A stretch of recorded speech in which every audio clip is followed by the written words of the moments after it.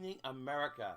This is Remember the Fallen from COVID-19 on KLRNradio.net, and I am Sergeant Dave Matthews at gmail.com in the Revitalizing Lives and Remember the Fallen studio in beautiful Seminole County, USA on the Winter Springs Oviedo line. You see, we have adjusted our fire format to cover this pandemic for the freedom of justice. I feel we all have this gut feeling that we can't believe what is revolving around us as Americans decide on who to believe. I only can hope that podcasts like these and others on KLRNradio.net will live up to our slogan, where liberty and reason still reign, as you make up your mind in this uncertainty. This is Sergeant Dave with the Remember the Fallen with COVID. Before I start tonight's show on China's flexing its geopolitical muscle during a pandemic, here at Remember the Fallen, we want to send our condolences out to the George Floyd's family in the most heinous act of police brutality that the whole world has seen. As we listen in at George Floyd's brother holds a prayer vigil at sight of his death. I understand y'all upset. Like it was already said, I doubt y'all half as upset as I am. So if I'm not over here wilding out, if I'm not over here blowing up stuff, if I'm not over here messing up my community, then what are y'all doing? What are y'all doing? Y'all doing nothing, because that's not going to bring my brother back at all.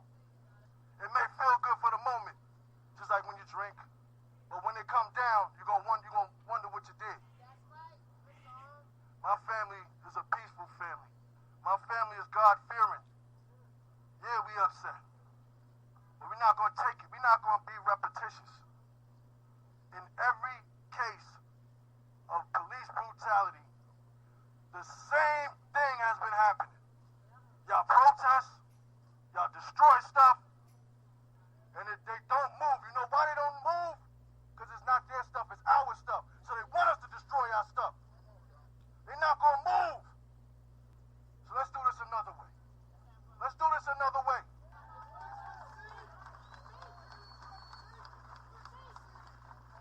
Y'all right. Let's do this another way. Let's stop thinking that our voice don't matter and vote. Not just vote for the president, vote for the preliminaries, vote for everybody.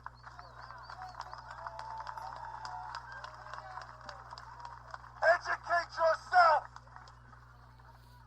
Educate yourself.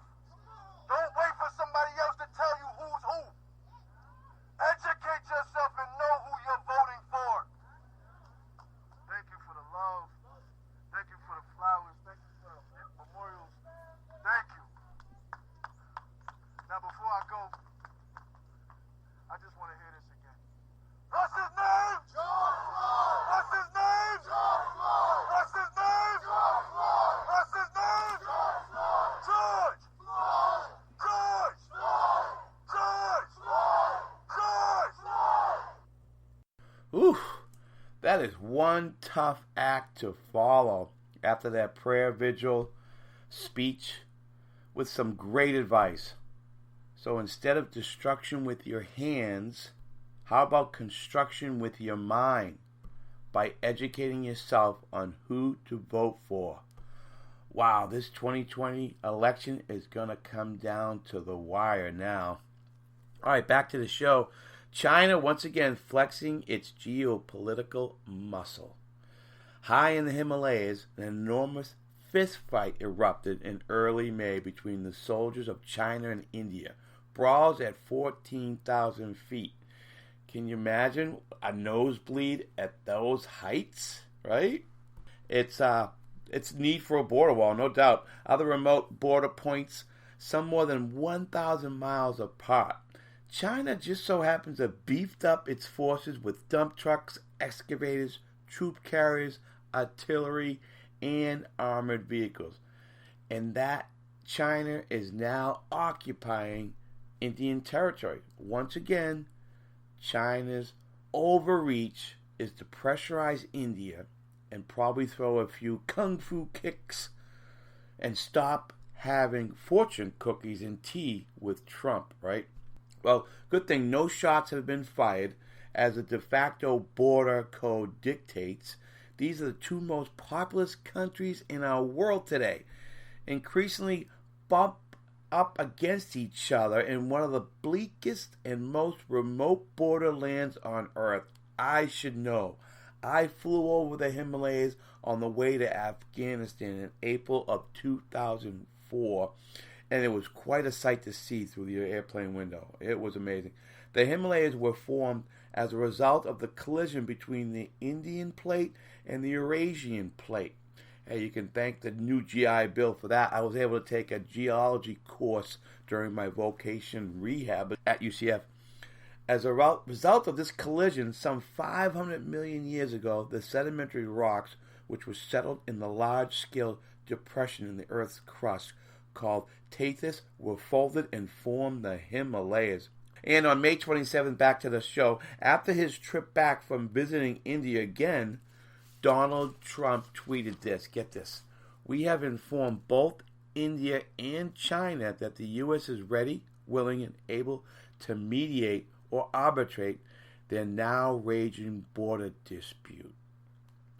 So within the last year, the Prime Minister of India, Narendra Modi, and Trump have become very fond of each other, and I don't think China likes that, okay? So China, in my opinion, is a lot like a bully to many geopolitical interest countries, while the rest of the world is consumed by the CCP virus, named after them, that started, and the jury is still out. Well, of course, we know it created the pandemic for the purpose of their global domination, all right? I feel. That's my opinion, by the way, not KLRN Radio. That's my opinion. Well, China has acted forcefully to defend its territorial claims, including the Himalayas, right? So get this. Let's get our score zero card out and keep track of this Tasmanian devil, the Chinese Communist Party.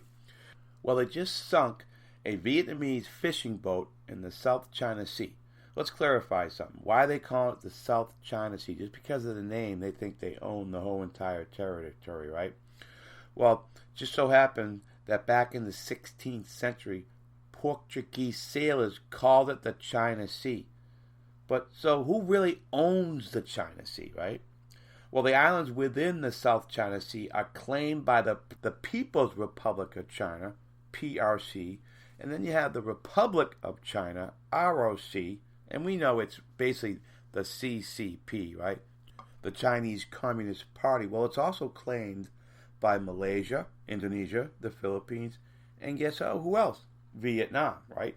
So China enjoys, keyword enjoys, indisputable sovereignty over the South China Sea. It is based on historical facts and international law. Now here, some in Earth history on the South China Sea during World War II. The South China Sea islands were all occupied by Japan. Imagine that. And then in 1949, when the People's Republic of China was founded, claimed the islands. There they go again. China's overreach. Pardon my digression, but I felt that was important to show you the history of the last 70 years, which reminds us of all what happened 70 years ago this month. Yep, this month on June 25th, 1950, North Korea invades South Korea. 135,000 troops initiating war. For the next 3 years, the United States gets pulled into a war, the fight against communism aggression. And in the end, the forgotten war, not on my watch though, on July 27th of 1953, Korean War truce armistice is signed, but not until after that, when the bombarded smoke cleared, we, the United States, had casualty adding up to 33,651 hostile deaths. And Sergeant Harold R. Cross was the last American killed in action on this day. The armistice was signed. At this time, please bow your head in prayer. O Lord, in your wisdom, you call us to remember great events of our history and to memorialize sacrifices made by the few for the good of the many. As we gather here today to honor veterans of the Korean War, we feel so blessed. Not only that we live in a free nation, we also feel blessed so that many men and women have served and continue to serve our country with honor and courage and dignity. So even as we gather to honor these veterans, who we would remember before you all those who have served our country, especially those who have died, those who are MIA, and those who were wounded in service of our country, may we never forget nor diminish their sacrifice for us.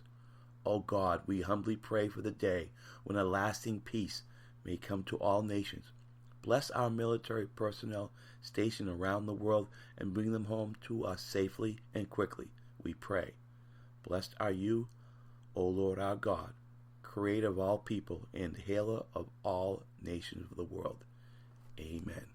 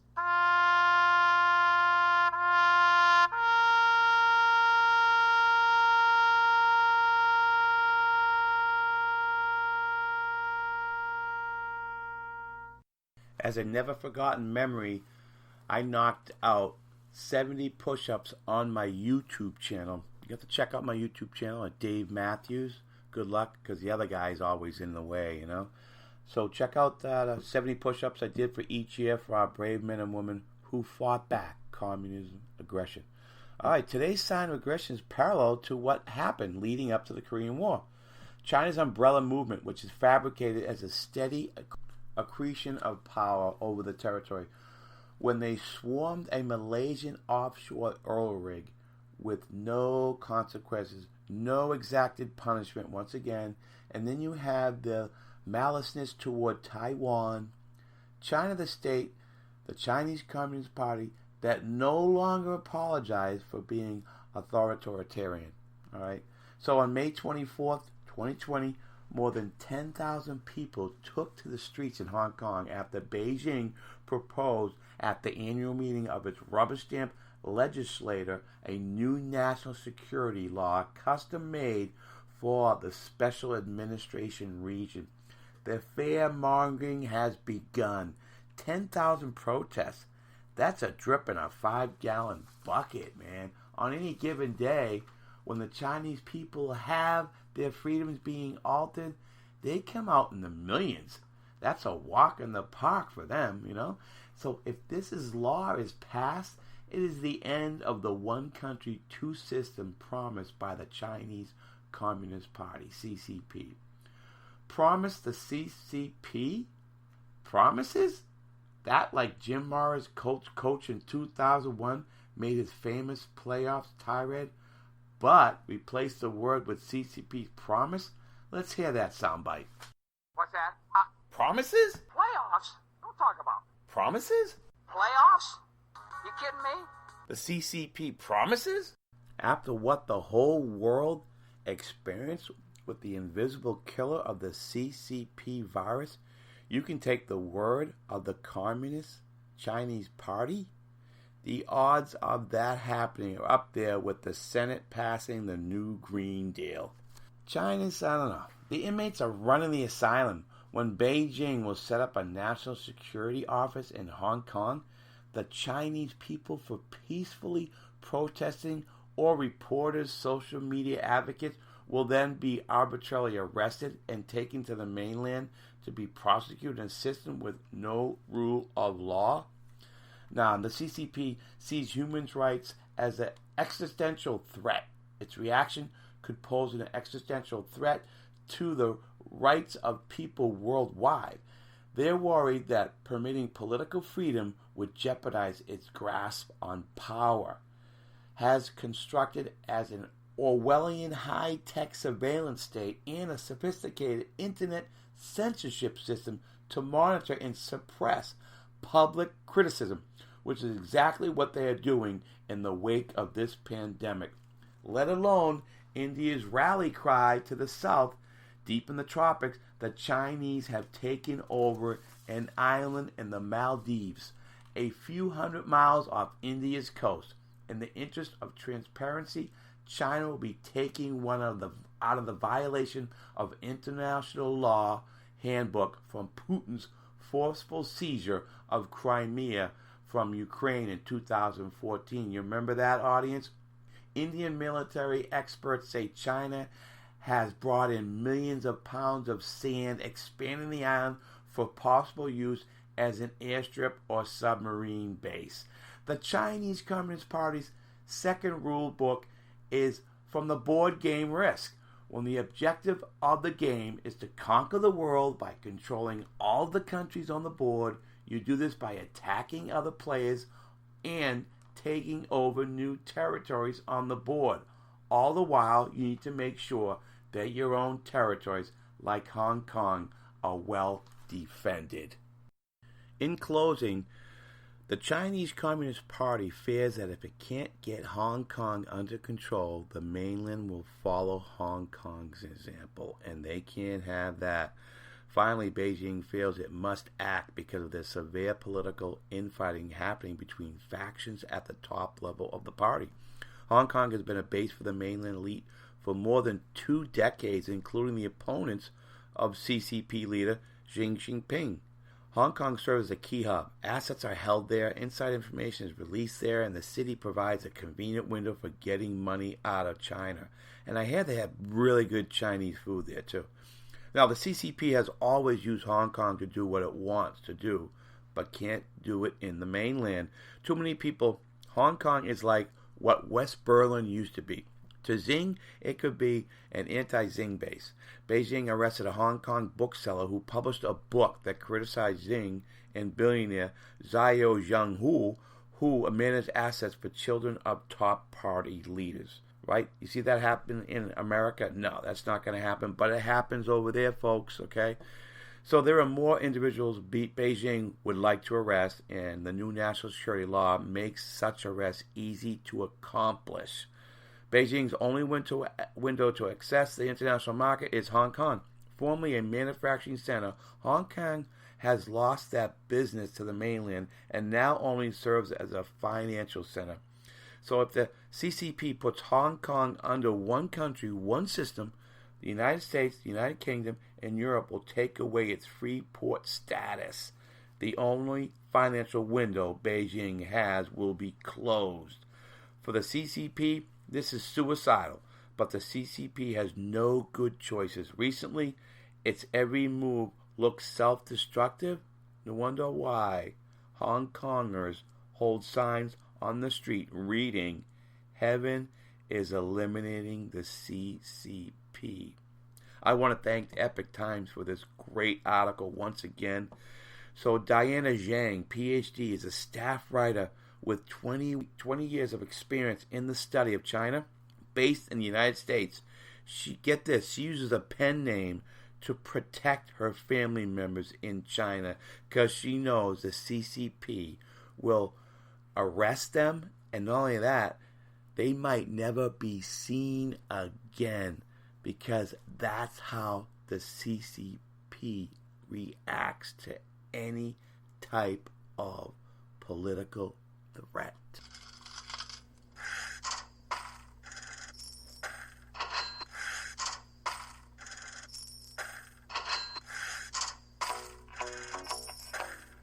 Stick around another minute while I take care of our sponsor, Symmetry Financial Group. After all, we fought for freedom, so isn't it time you broke the chains of debt? We have an epidemic in this country. It's called debt.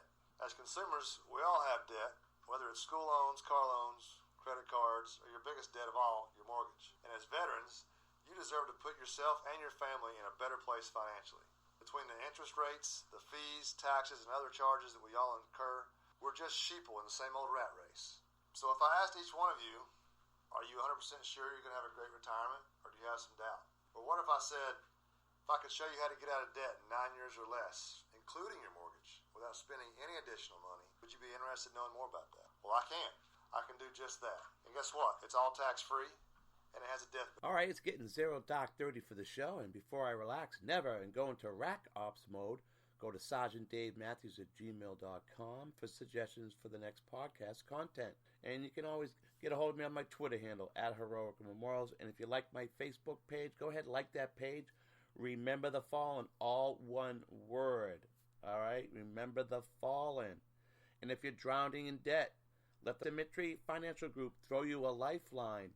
And remember now, it's veterans helping veterans. Let a veteran that took the oath help you win the battle of debt. Email me at dmatthews.sfg@gmail.com. Once again, that's dmatthews.sierrafoxtrotgolf@gmail.com. All right. Until all our troops come back safe from Afghanistan, I will see you again tomorrow night, 9 o'clock again, for the spin-off show, Revitalizing Lives. Now, if you can go to the show, remember, it's always 18th, 17th to the right at klrnradio.net. And if you want a debt-free life like me, you can text me at 321-356-6559. All right, pup, smoke,